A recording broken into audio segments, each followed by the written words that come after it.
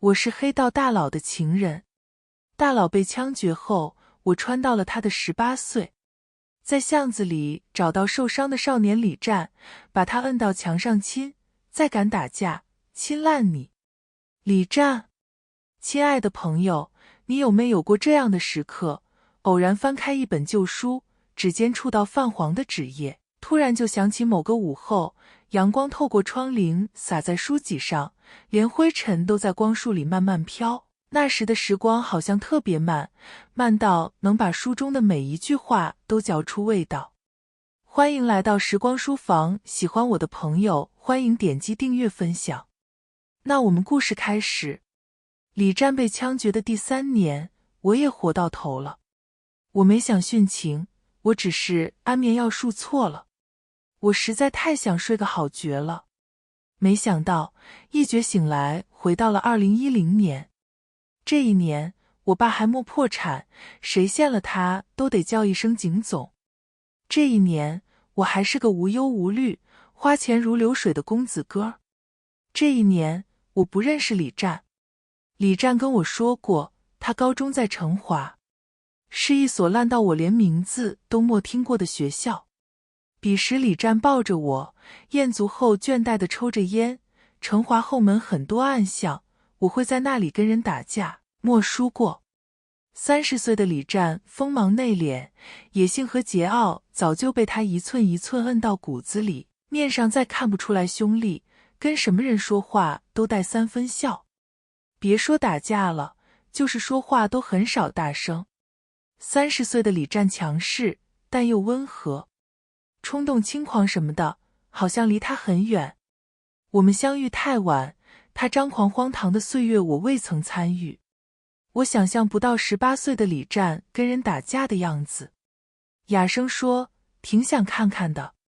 李战笑着摇头，揉了揉我的后颈，说，算了吧，会把你吓跑的小少爷。想不到有一天，我真能看到18岁的李战。如他所说，他打架或许真的没输过，但是那不代表他不会受伤。我只是去成华后门碰碰运气，不料真的在巷子里捡到一只受伤的李战。寸头，黑 T， 运动裤。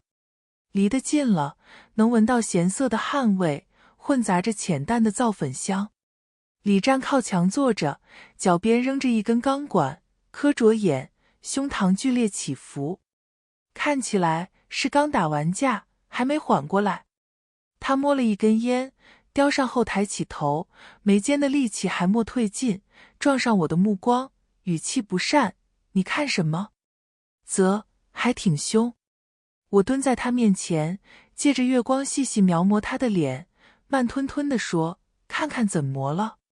扔下我3年，3年不让我睡一个好觉，我还不能看看了？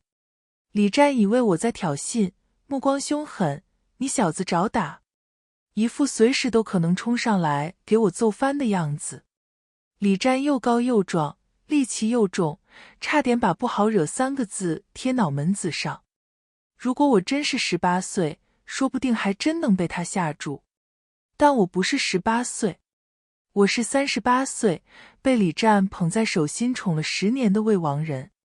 他吓不住我，都被揍成这样了还不老实，不怕死地摁了摁他嘴角的淤青，疼吗？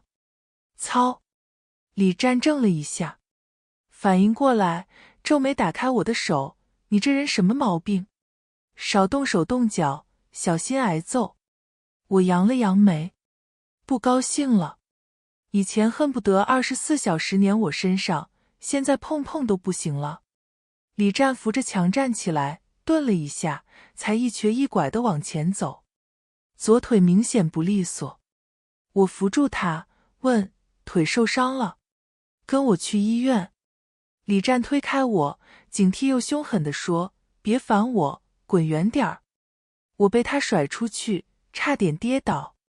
气乐了，跨步上前，扣住李战的肩膀，把人摁到墙上，掐着他的脸吻上去，发了狠的撕咬。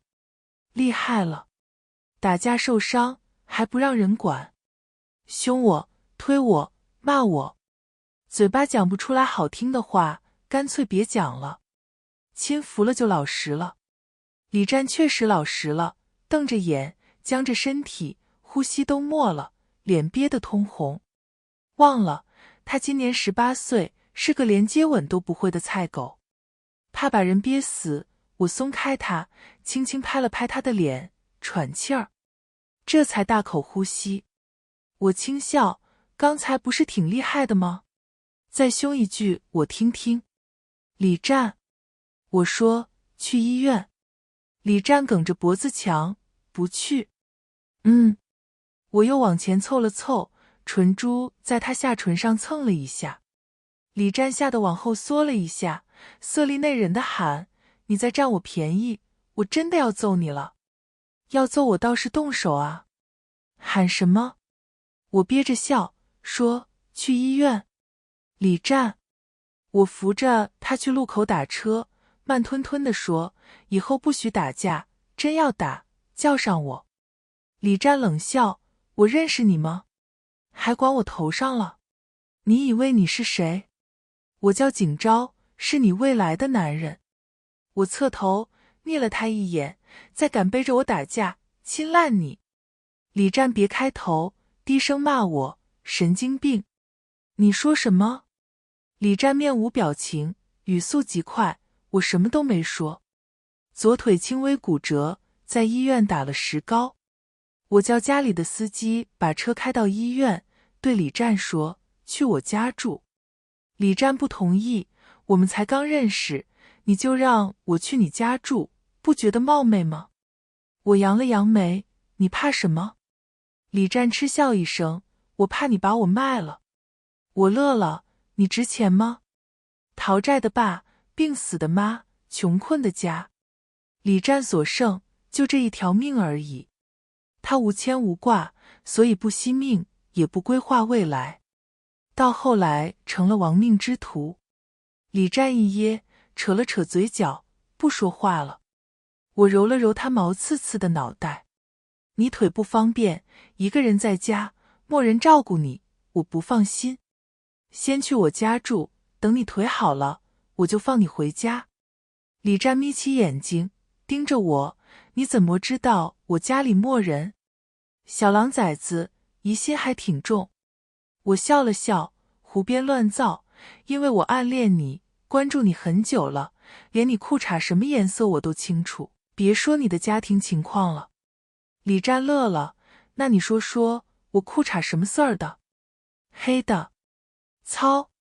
李战沉思了一路，下车后语气冷淡地说，喂，我不喜欢男的，别在我身上浪费时间。哦。我扶着他往家里走，强词夺理，那刚刚我亲你，你怎么不躲开？还纵容我亲了那么久，你跟我玩欲擒故纵呢？我不想听他狡辩，打断他的话，我嘴唇软不软？你软不软？李战被我堵了2下，气急败坏地说，这跟你嘴软不软没关系，你别转移话题。呵。我搓了一下他通红的耳垂，少得了便宜还卖乖，我亲你，你恐怕都快爽死了。李战被我捏得一僵，呼吸重了许多，扯开我的手，无意识地揉了一下，咬牙切齿地说，你快闭嘴吧。我悄悄扬了扬唇。30岁的李战我玩不过，18岁的李战我手拿把掐。我爸出差不在家，我没让佣人整理客房，直接把李战带到我房间。李战洗澡时，我靠在浴室门外，隔着门逗他，喂，腿还行吗？要不要我帮忙？医生说不能碰水。话没说完，就听见浴室里一声闷响，还有李战压抑的痛哼。我眼皮一跳，猛地推开浴室门，李战。李战扶着墙站起来，脖子上的青筋暴起，皱着眉说，不要紧，划了一下。李战暴露在我的目光之下。18岁的身板，没有30岁健硕，但足够结实。他骨架宽大又匀称，肌肉线条很好看。麦色的肌肤上深深浅浅，有不少的伤。我知道以后会有更多。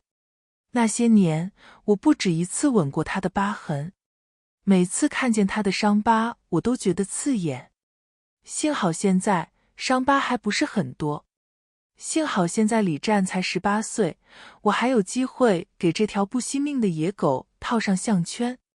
我关上门，走进去，站到李战面前。李战眉眼间尽是烦躁，谁让你进来的？我自己。我摘下淋浴头，拿在手里，说：李战，把手放在我肩膀上，我撑着你。李战咬牙说：不用。强牛。我扣住他的手腕，把他的手搭在我的肩膀上，打开淋浴，避开他的伤腿，给他冲洗。手指掠过那些伤疤，轻声说：李战，我不喜欢看你受伤，以后别受伤了。李战仰头深吸了一口气，抓住我的手，哑声说：要洗就好好洗，不准勾引我。我低头往下睨了一眼，心里笑疯了，用浴头拍了拍他结实的小腹，嘲笑他：不是不喜欢男的吗？我还没认真勾呢，就这样了。你家兄弟不怎么听你话儿，倒是挺给我面子的。李战不敢跟我对视，低下头，额头磕在我肩膀上，闷声说：别说了。脖子都红了。李战现在纯的不行，再逗他估计要当场爆炸了。我侧头亲了亲他的耳朵，轻声又哄：想不想我帮你？李战呼吸重了，轻轻咬了他一口：求我，我就帮你。李战莫动，也莫出声。算了，慢慢来。我动了一下，想把他推开。李战大概以为我想走，突然握住我的手腕，搭在我肩膀上的手臂一拢，圈住我的脖颈，将我整个揽在怀中，半个身子压在我身上，哑着声音说：求你。一个早洗了2个小时。我让李战跟我睡一起，他刚被我收拾一毒，没提出什么意见。床很大，我们各睡一边。半晌，我说：李战，我抱着你睡，你会不会打我？会。我笑了一声，侧身从身后抱住李战。他身体僵了一下，莫动。我慢慢收紧手臂，紧一点，再紧一点，这样就跑不掉了，就不会扔下我一个人了。我25岁那年，我爸破产了，他从公司的楼顶跳下来，给我留了一具尸体和天价的债务。为了还债，我四处借钱，尊严面子什么都不要了。在酒局上跟人喝酒陪笑，被灌到神志不清。那场局，李战也在。结束后，我在街边扶着树土，李战递过来一瓶水，问我缺钱。我漱了漱口，笑着说特别缺。李战点了点头，问我跟男人睡能接受吗？我说那得加钱。李战把烟摁了，笑：巧了，我就是钱多。是挺巧。李战替我还债，我跟李战睡觉，睡了10年。李战死了，死之前给我留了一笔钱，说：景昭，别再因为钱跟别人睡觉了，容易碰见人渣。我最后一次去看李战，他笑着笑着就红了眼，后悔了，早知道能遇见你，我前半生就该积德行善，求一个长命100岁。景昭，我不放心。不放心什么？他没说。他只说：景昭，好好活。指腹划过玻璃，像是在给我擦泪。傻子，当个见不得光的情人，怎么还给你当出感情来了？没出息。别哭，为我这么个人，不值当。值不值，李战说了不算。李战也不见得比我有出息，一对戒指贴在心口放着，到死也没敢拿出来。重来一世，我只有一个愿望，我要李战长命100岁。我要救他。我不会再让李战走上浑黑的老路，走向必死的结局。他既然不惜命，我就替他珍惜；他不规划未来，我就替他规划。生拉硬拽，死缠烂打，也要拖他出深渊，把他掰回正道。我始终记得李湛死之前的那一句后悔。他不是死之前才后悔，他早就后悔了，只是活着的时候不能说，快死了才宣之于口。李湛很喜欢听我跟他讲我的大学生活，他说他没上过大学。他说开始的路就走错了，到后来再也回不了头。他说谁不想清清白白的，但不是谁都能清白，总得先活下去，再想干不干净。他说景昭啊，我年轻的时候，没人告诉我该怎么办，没人告诉我前面的路该怎么走。这一次，我牵着他，我来告诉他应该怎么走。上辈子他想要却得不到的，想做而未做的，我来帮他完成。收留李湛之后，我偷偷办转学，去了成华。中午入班，老师在上面讲课，李湛在下面抱头梦周公。垃圾桶前面那排就坐了他一个人。我悄悄走过去，把书包放到他旁边，随手从李湛桌子抽了本书，翻开一看，好家伙，比我脸都白，连名字都默写。等到下课铃响了，老师出了教室，我一脚踹到李湛的凳子上，动静不小，直接把嘈杂班级给干静音了。前桌的小胖子灵活地跳出2米远，警惕地打量在苏醒边缘的李湛，心生我劝你现在赶紧跑，不然一会儿要没命了。李湛真是凶出名了。我礼貌地冲小胖子笑了一下，谢谢提醒。转头又冲着李湛的凳子踹了一脚。小胖则李湛动了动，头都没抬，随手抓了本书砸过来，烦躁地骂滚，扭头换了个方向，又准备睡。我接住那本书，再踹。操！他妈的有完没完？李湛终于舍得起来了，冷着脸看过来，噤声了，盯了我半晌，仰头靠在墙上，抹了把脸，自言自语：莫醒。我把手里的书砸他身上，现在醒了吗？李湛。上课铃响了，李湛小声问我：你怎么到这儿来了？转学了。李湛皱眉：转学干什么？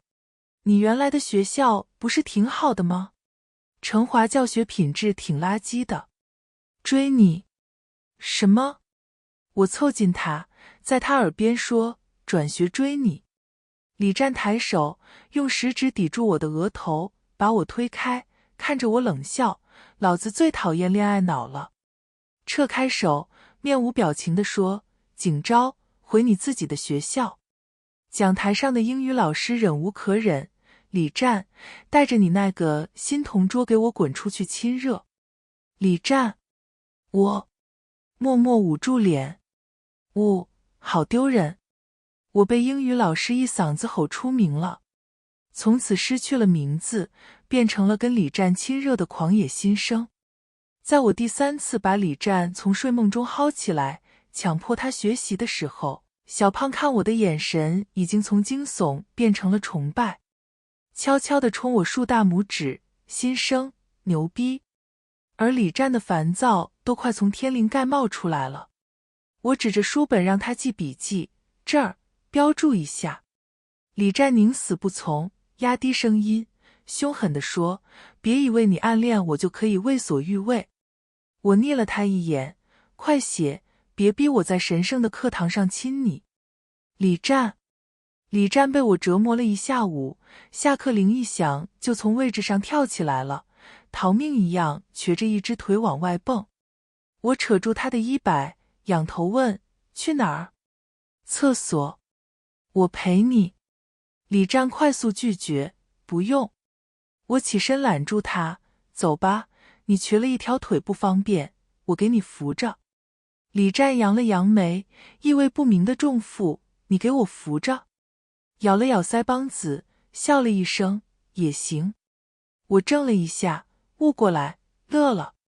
这混小子打小就坏，不过也是占口头便宜。我真摸到他裤腰，做事给他扶的时候，被李占摁住了手。他压低了声音：操，你来真的！捏了捏我的手，红着耳朵低头：我错了哥，我自己来，回头再脏了你的手。我在他小腹上挠了一下，意味不明地笑了一声。每天晚上给我背30个单词，我就饶你一次。李占犹豫了，我劝你不要得寸进尺。我的手动了动，往下伸。李占用力摁住我，深吸了口气，背。我背。一连半个月，我看着李占，白天学习，晚上回来背书，还给他制定了学习计划。李占也惯了，让他老实学会儿习，跟要他命似的。有时候被逼急了，摔书摆烂放狠话，摁着亲一顿就服了。李占人高马大，却任我压在床上，把他亲得直喘气儿。我趴在他身上作威作福，不学习就亲嘴儿。李占一只手臂盖着眼睛，一只手揽着我的腰，怕我掉下去似的，叹了口气，哑着嗓子说：景昭，你这么折腾，到底想干什么啊？我听着他剧烈而沉稳的心跳，很安心。李占，你想过未来吗？我抱紧他，我们考出去，我们上同一所大学，好不好？一起上学，一起创业，一起到老。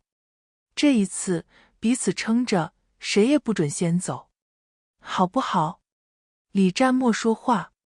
李占已经1个月没有打架闹事，翘课早退了。月考还从倒数第1变成了倒数第8。见到老师都知道问好了，虽然是我逼的。班主任握着我的手，含泪褒奖：景昭同学，我要给你颁个奖。大可不必。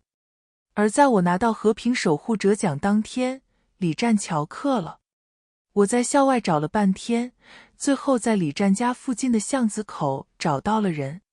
李占腿上的石膏已经去了，正拖着根钢管朝对面的社会青年迎过去，自信且嚣张。妈的，1对6，不要命了！我捡了块板砖冲上去，追上李占时侧头看他，咬牙切齿：让你打架叫我上，你当放屁是吗？回去再收拾你。李占愣了一下，骂了一声，架也不打了，扔了钢管，扯住我的手腕就跑。后面的社会青年边骂边追。风化过发烧，李占大声骂我：你是不是傻逼？谁他妈让你来的？我跑得说不出话。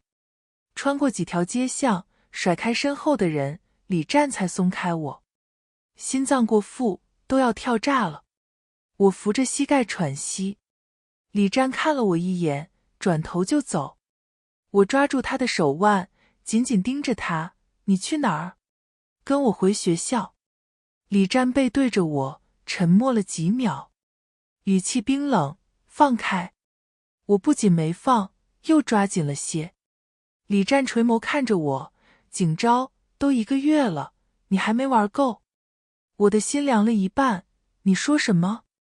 什么事情都有个头，你玩够了就回去吧，我很忙，实在没空陪你玩那种拯救差生的游戏。李占讲话很平和，但每一个字掉下来，都会在我心上砸上一个窟窿。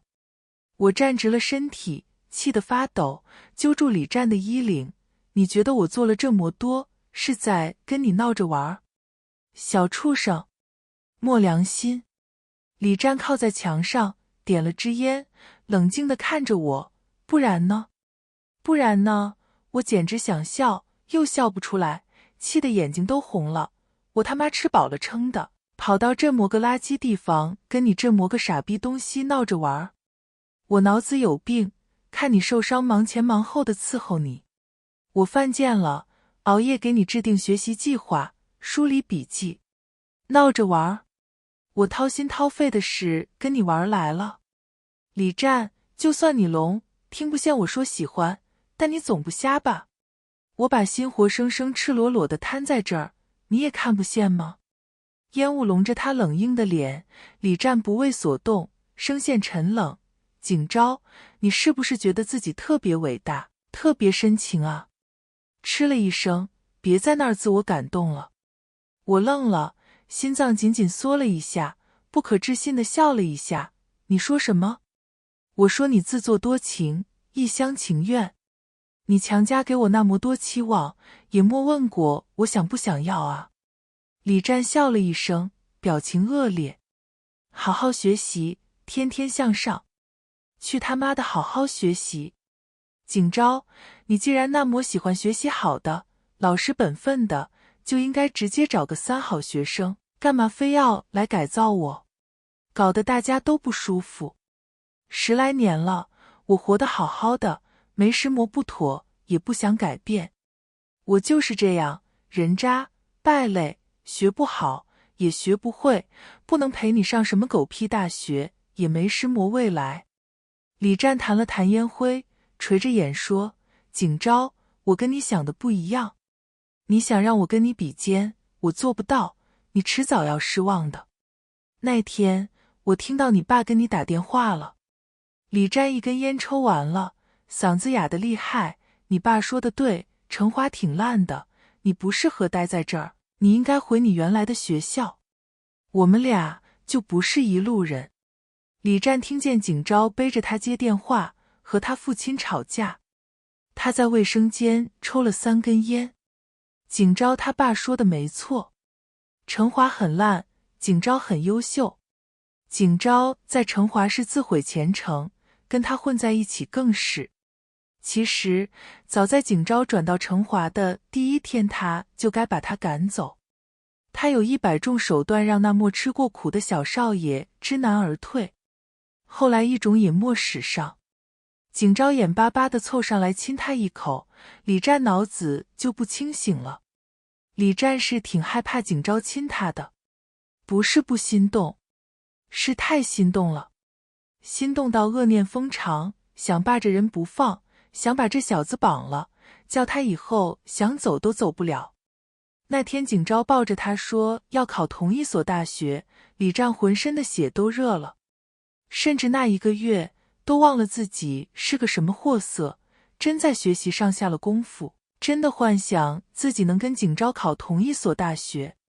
直到追债的人找上门，带头的叫刀疤，说：“你最近交那个朋友不是挺有钱的？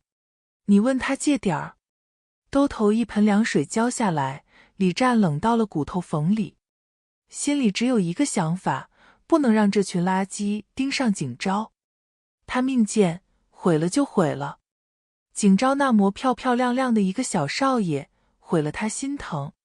李战恨命，恨他的烂爹，也恨自己。怎么就学不乖？景昭那样的人，他也敢妄想？他也配得上？李战说话太混蛋了，可这尽糟蹋人，糟蹋我还糟蹋他自己。我没忍住，揍了他，揪着他往小腹上凿了3拳。李战皱着眉，一下莫旋。我气疯了，一口咬在他的下巴上，恨声说：“我乐意在哪儿上学你管不着，是不是一路人，你说了也不算。”又往上去亲他的嘴。李战躲了一下，被我扇了一巴掌，老实了，死人一样让我亲。我越亲火越大。李战脸上冷，身体热得不行，装模作样的。我撒够了气，反倒冷静了，扶着李战的肩膀，压着脾气问他：“好好说话，到底出什么事了？”要说李战不喜欢我，我一个字都不信。我还不了解他，我就是李战的天菜。用李战的话来说，就是1分不多，1分不少，每一寸都长在他的心尖上。李战要是不喜欢我，这世上就没他喜欢的人了。这份自信是李战给我的。那10年，老男人恨不得把心都掏出来给我扔着玩。这1个月，李战被我收拾得服服帖帖的，偶尔被学习逼烦了呲呲牙，亲2口毛也就顺了。要不是遇见事了，李战不可能这么反常，可着劲儿地想把我推开。我想着，有什么事说开了，解决了就好。但李战好像不这么想，他冷淡地问：发完疯了吗？疯完了就撒手。推开我，整了整被我揪乱的衣服，你乐意待在成华就待。你说的对，我管不着你，同样的，你也少来管我。李战一周都没去过学校，态度明确地告诉我，只要我不走，这个学他就不上了。这边还没想好怎么办呢，又赶上我爸出差回家，因为转学的事在家里吵了一架。顺嘴跟他说，你少管我的事，多查查公司的账。老头儿十分自信，公司的事儿你懂个屁，管好你自己。你做生意得罪多少人，你自己心里清楚。近几年你只管跑合作，查过账吗？千里之堤溃于蚁穴，你不上心，到时候被人坑了，有你哭的。让你查账又不是什么大事，顺手做了。老头儿盯了我一眼，笑了一声，你操心的还挺多。听这话是放心上了。我舒了一口气，就怕我人微言轻，老头儿不听我的。后头又有意无意提了几次，老头儿倒是开始查了。一查还真查出点东西来。景总又有的忙了，希望他这次能有点出息，别再给自己玩破产。离他破产还有7年，到时候真不行了，我给他兜底。我在学校逮不到李战，干脆在他家附近租了个房子。我心里火儿莫消，莫急着去找他。李战就是那德性，遇到事情爱自己扛，嘴比蚌壳还紧。当初扫黑的风吹到他身上，他自己焦头烂额，在我面前愣是一声不吭。直到李战的判决书下来，我才知道他被抓了。李战不愿意说，我就自己查。找了私家侦探跟了他几天，还真摸出点门道来。他爸做生意赔了，借了300万高利贷跑路了，滚到现在估计不止这个数。催账的时不时去一次，这小子也是扎手，从来没有躺着挨打，每次去催他的账，都搞得两败俱伤。催账的也嫌晦气，打了几次就达成协议了，每月还800。那小子打零工，800倒是也能应付。但是这段时间催账的听说他交了个有钱的朋友，就嫌800太少，想让他管那个有钱的朋友借，一次性拿20万。明白了，那个有钱朋友就是我。怪不得李战着急跟我撇清关系。我给那侦探接了钱，想让他再跟2天。侦探摆着手拒绝，不成，那小子发现我了，追了我2条街。要不是我跑得快，估计要挨揍。再跟下去得被他砸招牌。我也没强求。李战不想让我沾他的事儿，不跟我交心，想把我推出他的世界，自己一个人沉下去。做梦！李战做的都是来钱快的活儿，同样风险也大。他身手好，在各种娱乐场所当里安保。说好听了是安保，实际上就是打手。我穿了最风骚的衣服，轻薄的线衣敞着大口，去了李战打工的那家酒吧。李战看见我，怔了一下，目光跟开了刃的刀似的，从头到尾把我打量透了，眉头狠狠皱起来，张开嘴咬了咬腮帮子，到底莫说什么。有个金毛小帅哥过来搭讪拼桌，劝酒的时候，手在我身上有意无意的乱碰。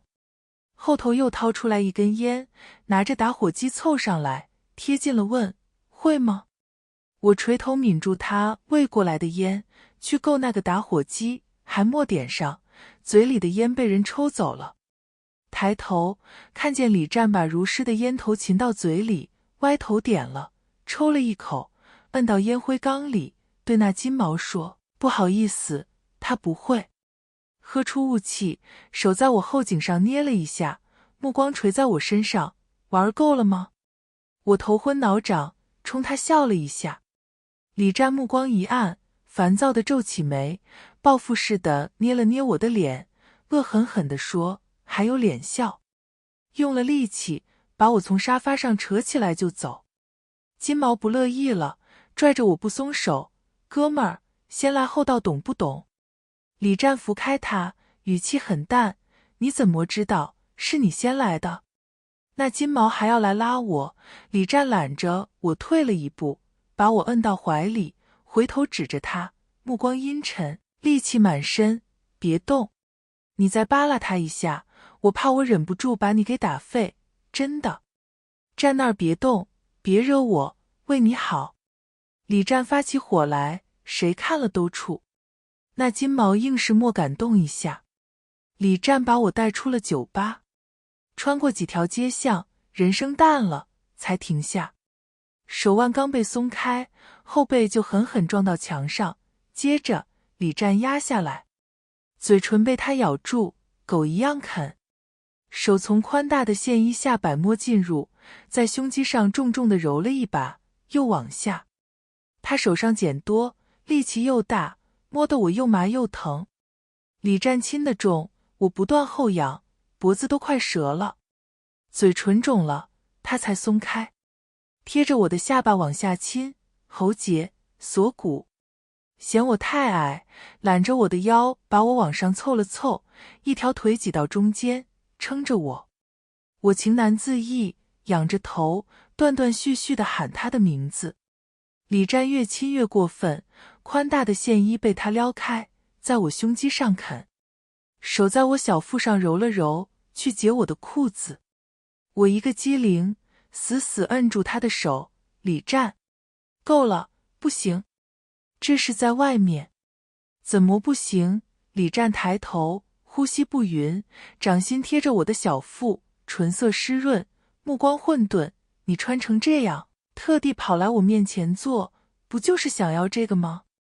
这下我脑子清醒了，被勾起来那点火也歇了，不可置信地问：“你说什么？”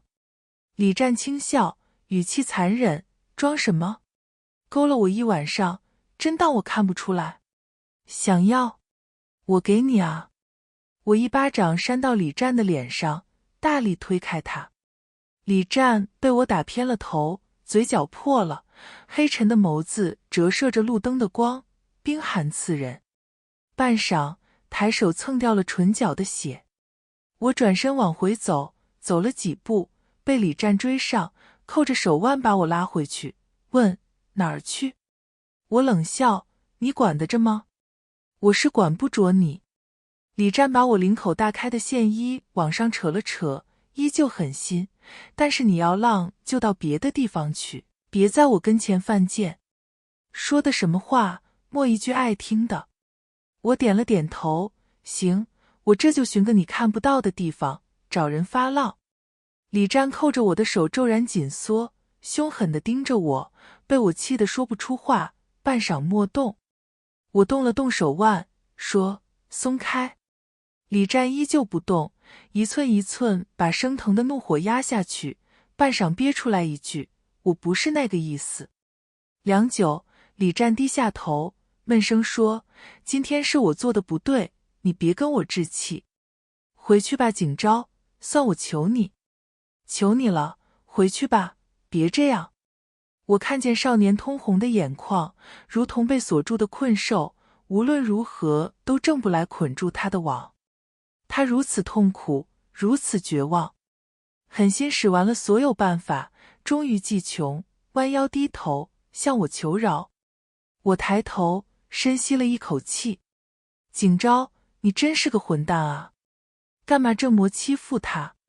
他已经很疼了。”那些戳心窝子的话，他说出来之前，得先在自己心上画个千百下。我疼，他也疼，但是不疼就学不乖。我上前2步，捧起李战的脸，亲了亲他通红的眼角，问：“李战，你真的放心我一个人吗？”李战被我亲得一颤，莫说话。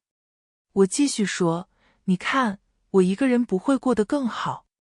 真的，你要是不要我了，我什么事都能干得出来。我早就疯了，你要是不拉着我，我就去死。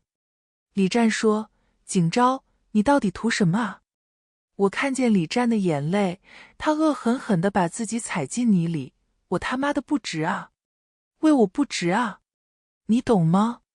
为石魔非得跟我搅在一起，你值得更好的，但不是我。无论是18岁的李战，还是30岁的李战，无论是一无所有，还是功成名就，李战都从心底觉得他配不上我。所以18岁的他推开我，30岁的他捂着戒指缄默。我问他，更好的？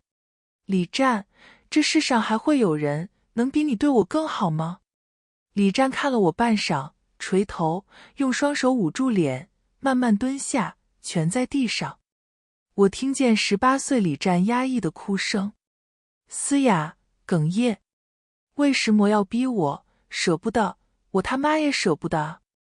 我把李战逼到那个份儿上，就莫给他往后退的余地。失踪2个月后，李战又被我牵回了成华。好不容易有点进步的成绩，这么一闹，又回到撂解放前。收拾一顿之后，李战明显乖了很多，都会主动做笔记了。我欣慰地笑了一下，往桌面一看，火冒三丈，这节是数学课，你他妈的在物理书上写个屁！李战，我能感觉到他的心不在焉。他不仅心不在焉，甚至整个人都紧绷着，脾气越来越不好。头开始我问不到原因，后来碰到李战在巷子口跟那天追账的社会青年勾肩搭背，围在一起殴打一个中年男人。李战脸上的表情很淡，下手很重。从男人身上拿到钱后，那个脸上带着刀疤的青年揽住李战的肩膀，笑嘻嘻地说，还得是你啊，兄弟，这老赖追了3个月了，一个字儿没吐，被你给收拾服帖了。还是峰哥有眼光，你就是吃这碗饭的。早跟着峰哥干，你早发达了。一起去搓一顿啊！李战把他的手扔下去，捡起墙边的书包，摆了摆手往回走，不去，有事。我不远不近地跟着他，看李战拐进一个公共卫生间，慢慢洗掉手上的血，在我租的房子底下站了会儿，又转身回家。再出来的时候，已经换了一身衣服，左手提着书包，右手握着英语书，往我家走。走了一路，背了一路单词。走到我家楼下，默背会，在楼梯口背了一会儿才上楼。晚上的英语听写一个没错，李战看着我改完，轻蔑地笑了一声。我不咸不淡地说，挺好的，做数学吧。李战盯着我默动。我扭过头去写作业。李战蹭过来，不高兴地说，景昭，你是不是忘了点什么？我头都没抬，什么？我英语听写全对。哦。李战支着头，灼灼地盯着我，景昭，你忘亲我了。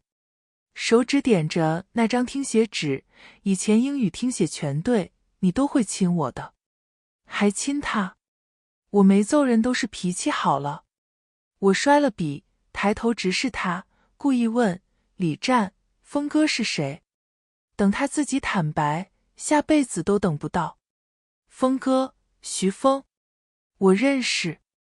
那时候他已经是俊博集团的董事长，我跟着李战的第3年，这个人死了，被李战整死的。死了之后，李战把他的坟给挖了，坐在阳台抽了半盒烟，开玩笑一般的说，要是没他，说不定我还能做个好人。后来李战被抓，本来罪不至死，判死刑是因为他杀人了，他以前被逼给徐峰做打手，沾了血，不能说无辜。徐峰把走投无路的李战推进了地狱。我以为这次我拉住了李战就能避开徐峰，但我被李战给骗了。我还以为他学乖了，到头来还是装给我看的，还是什么都不跟我说，还是什么都自己扛着，也不想想他那烂命扛得住吗？李战猛地站起来，带翻了椅子，手臂撑着靠背压下来，目光紧张，眉间隐隐有力气。你怎么知道他们找你了？他们威胁你了是吗？我静静地看着他。李战站直，在房间里踱了2圈，又压下来，捧住我的脸，人都乱了，语速很快地说：景昭，别怕，你先回到你家住2天，别住在这儿了。你家有司机，有保镖，你是安全的。最近别来找我，你。李战，我握住他的手臂，安抚他的情绪，冷静，我莫怕，怕的是他。李战静了片刻，额上的青筋跳了几下，转身往门外冲。我迅速跳起来，抱住他的腰。你去哪儿？李战脑子里的弦绷断了，双目赤红，仿佛一头暴怒的野兽。我去找他们，我要弄死他们。我什么都答应他们了，为什么还要来找你？既然这样，都他妈别活了。他们莫来找我，我自己看见的。我看见你和那个刀疤脸混在一起打人。李战安静下来了，背对着我，一动不动。我轻声说：李战，他们用我威胁你，是吗？李战拉开我的手，哑声说：你都看到了，我没有未来，我只有1000万的债务和无尽的麻烦。景昭，你再想想，好好想想。他拉开门，没有回头，只是用粗哑的声音说：景昭，就算放弃我也没关系。李战又退回了壳子里。我卖了私人物品，拿出攒了10几年的压岁钱，凑了20万去找那个刀疤脸，要见徐峰。20万买李战1年，并且承诺5年之内会让李战把欠的账全部还完。我以为会很难，甚至想好了徐峰要是不愿意放人，我该怎么办。结果徐峰答应得很爽快。本来是笔追不回来的死账，现在有人愿意掏钱补这个窟窿，徐峰没有拒绝的理由，生怕钱跑了也没拿瞧。徐峰现在还没有重用李战，莫把他当回事，最多让他在手底下追债什么的。在徐峰眼里，现在的李战远不值20万。徐峰点了钱，笑着跟我说：早让那小子跟你借，他还不乐意。我也不是非要难为他，这不欠债还钱，天经地义吗？我没空听他扯皮，应付了2句就走了。出来时阳光正盛，刺得眼疼。我觉得可笑，20万就能解决的事情，明明那么容易，却赔上了李战的一生，真操蛋。李战请假的第3天，我闯到了他家里。那是我第1次去李战的家。房子不大，物品很少，摆的都整齐，乱的只有客厅散落的酒瓶子和沙发上抱着酒瓶昏睡的李战。我给开锁师傅接了钱，走过去，蹲到沙发边，拍了拍李战的脸：醒醒。李战皱了皱眉，睁开眼，看了我半晌，松开酒瓶来抱我。他力气大，抱着我翻了个身，把我挤在他和沙发中间，长手长脚地包着我，死死搂着，下巴搁我脑袋上乱蹭，喃喃道：景昭。又念：景昭，别走，别不理我。恶人先告状。谁先不理谁的？李战明显不清醒，一半是醉的，一半是烧的，摸着都烫手。我推了推他：李战，松开，你发烧了，我给你找药。不推还好，一推李战把我揽得更紧了，蛮不讲理地说：不松。又说我英语听写全对，还记着呢。大手摸到我的脸，摸索着来亲我，从鼻尖到嘴唇，哑声说：全对，奖励我。我才发现，之前李战能被我推开，都是收着力气的。李战要是不愿意退，我根本推不开。这家伙力气大得离谱。闭着眼睛把我从上亲到下，上衣被他撩上去，一直亲到了肚脐眼，还要去拉我的裤子。我被他亲得难受，去推他的肩膀，李战，你还发着烧呢，等病好了。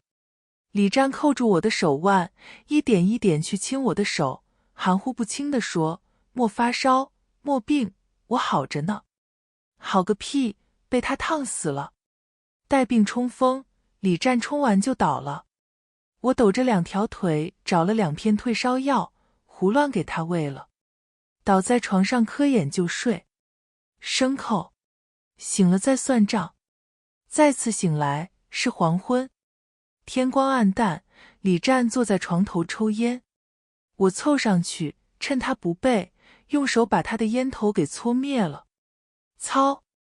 李战连忙把烟拿远，摁到烟灰缸里，捏着我的手，看着刚刚的烫痕，额上青筋直蹦。景昭，你是不是欠抽？那是烟头，你他妈拿手搓。我不怎么在意，说以后别抽了，小小年纪不学好，老了要得病的。李战莫说话，只顾着看我的手，看了半晌，捏着我烫伤的手指往嘴巴里送，指尖如软，心也软了，抽出手，捧着李战的脸去亲他。李战揽着我的腰，任我亲了一会儿，把我揽进怀里，抱紧，哑声说，怕了你了。李战的成绩差得离谱，又补得太晚，高考成绩自然不理想，268分，把李战给打击到了。我要陪着他复习，李战不同意，但是他强不过我。复习那一年，李战是拼了命的。有时候我起夜都能看到李战开着一盏灯，在书桌前埋头苦学。以前我是逼着李战学习，现在我是逼着李战休息。李战倒是莫觉得什么，反过来安慰我说，没事，我不累。好几次他吃饭都能吃睡着。我气急了跟他吵架，李战听着我骂他，听完了就抱着我接吻。直到有一次吵完，李战垂着眼说，景昭，我不能让你失望。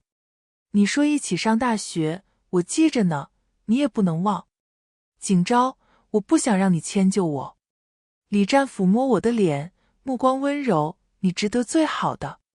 但是如果非我不可的话，我希望我是那个最好的。李战不知道，他一直是最好的。我35岁那年，李战事业有成，连我爸都对他赞不绝口。赞不绝口的原因，当然还包括10年前，李战帮他度过了破产危机。当时为了补我爸账上的窟窿，李战把所有积蓄都拿出来了，刚起步的公司差点开不下去。8月7号，下了一场暴雨。我梦见李战的坟墓，惊醒后，怔怔地看着窗外的大雨。身后的门开了，我听见男人的粗喘。李战带着一身雨水，气喘吁吁地闯进来，眼眶是红的。我怔了怔，你不是出差了吗？怎么？李战快走了几步，扑上来，死死抱住我，喊我的名字。景昭，景昭啊！湿热的水滴在我的脖子上，李战声音嘶哑哽咽，我的景昭儿，你受苦了。一瞬间，热泪盈眶。我死死揪住李战的衣服，嚎啕大哭。李战，我梦见你死了。